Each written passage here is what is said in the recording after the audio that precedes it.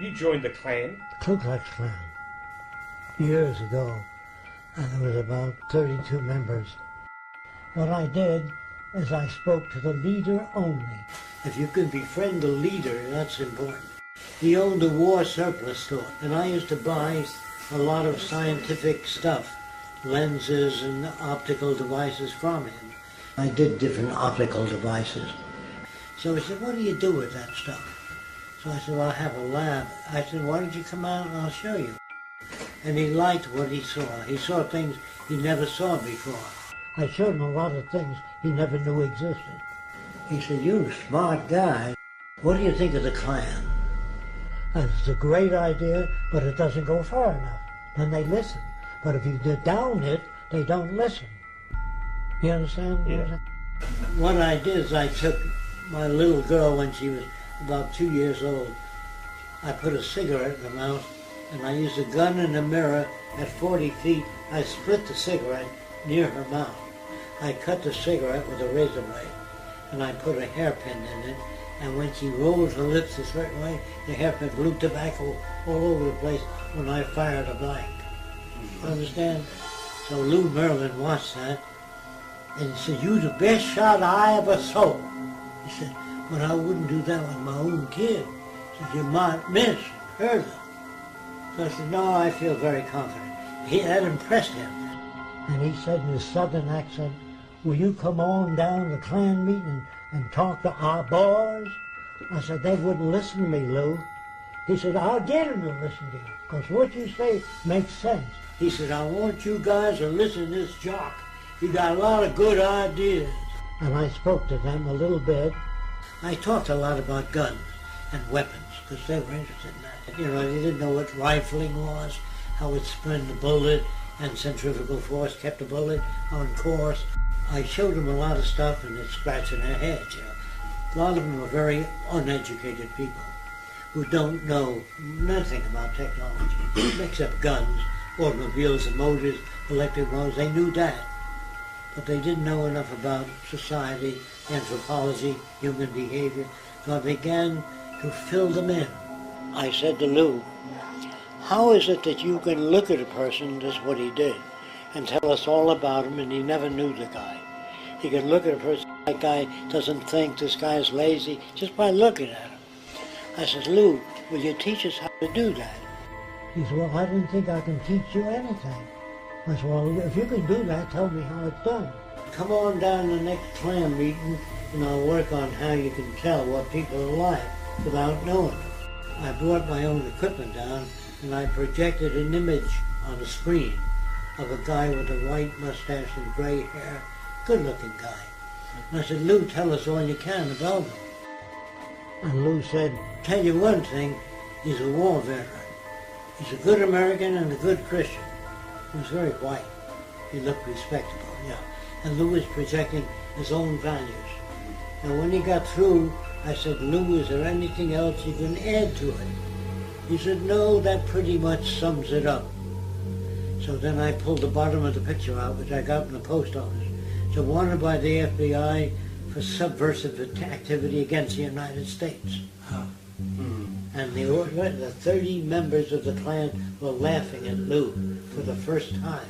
When he used to speak, he just said anything, and the others, not knowing anything, shook their head. This is the first time what he said didn't make sense, so his group started to laugh at him. So I said to the guys, "Shut your mouth, because Lou knows more about people than we do."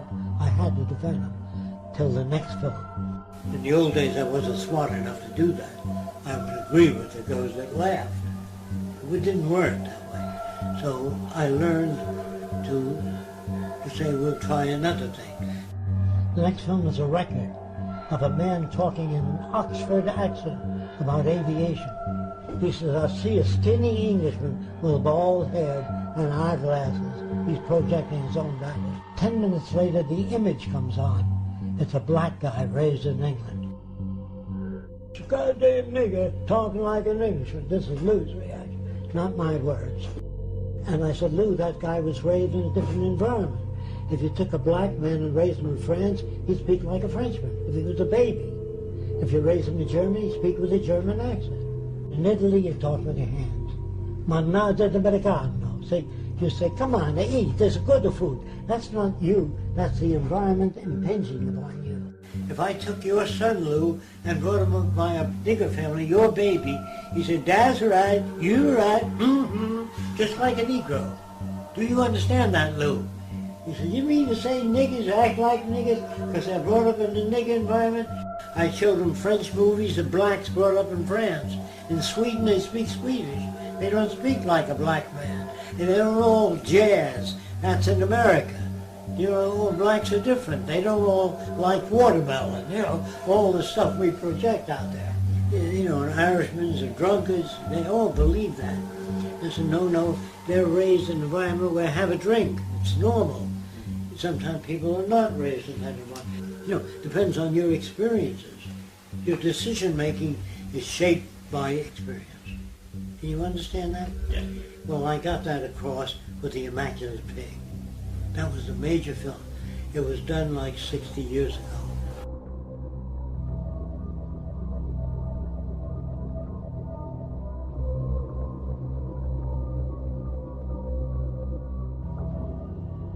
So when he walked out, it scratched his back. Pigs like that. So he turned around and he walked up and back. Can you understand that? Okay. Then I changed the bamboo to wire later. So when he went under and touched the wire, it turned on the water faucet. Do you understand? He'd be walking back 8 times, the water shower is coming down. And I put a little jacket on the pig called the Immaculate Pig. It was white, and it said the Immaculate Pig. So he got up, changed his bed sheet, took a shower, went in the room, picked all the dirty grain, put it in the basket, and I'd run that film at Klan making after other films. And they say, I raised me a lot of pigs, John.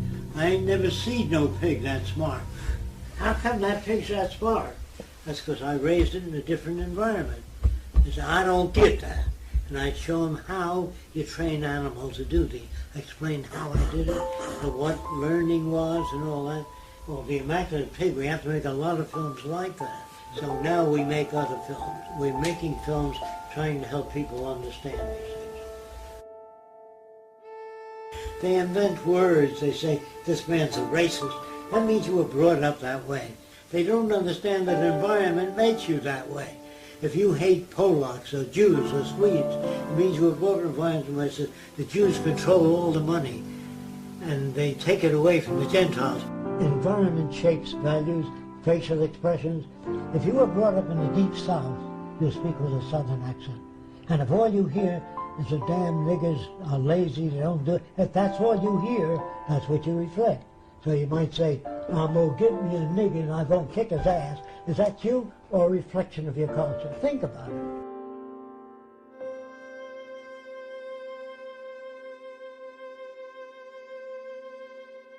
So in New York, I asked a question, what are the most undeveloped people in the area? I got one consensus. They said the Arabs that live in Atlantic Avenue. I said, what makes you think they're backward? That group still believes the earth is flat. Not all Arabs, the group they would talk about. So I called up the lead Arab. He said, want to know whether I was an Arab? And I said, yes, I'm not an Arab. But that's to gain entry. So he said, where your father he born? I said, Lebanon. He said, very good, come and saw me. He's come and see me.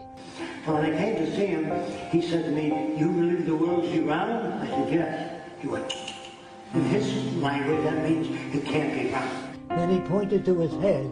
He says, if the world he round, man fall me down. All the water he fall me down. There'd be no ocean, nothing. Kept pointing to his head, and how smart he was. So I said, boy, I've got to get to this guy if I wish to change the world. So I gave him a balloon, which I brought with me, and I rubbed it with fur. I put cornflakes in his hand and told him to hold his hand away from the balloon. You know what happened? You generate static electricity, and then suck the cornflakes up to the balloon. All the cornflakes go up to the balloon. And the joy of the paper. He said, world immaculate? I said, yeah. And he explained that to all the other Arabs. In an hour and a half, they accepted the fact that the earth was round.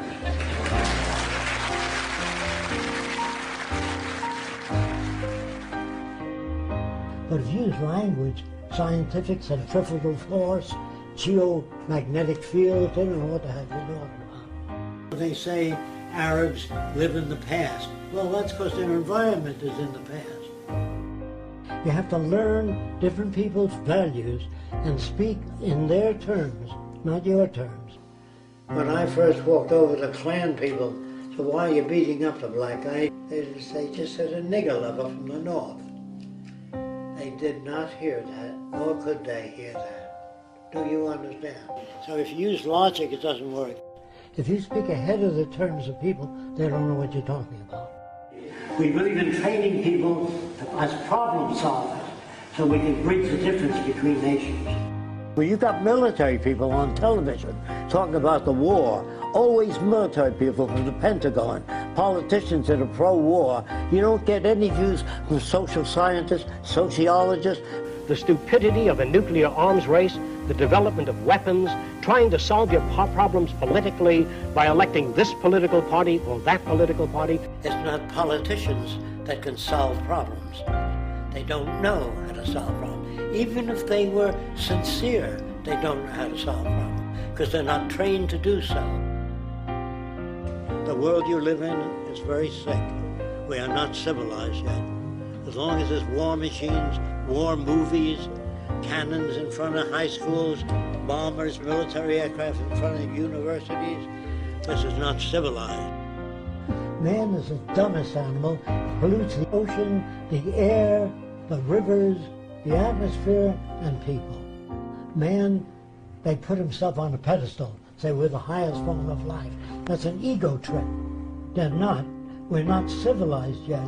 As long as you have prisons, police, armies, navies, we are not civilized.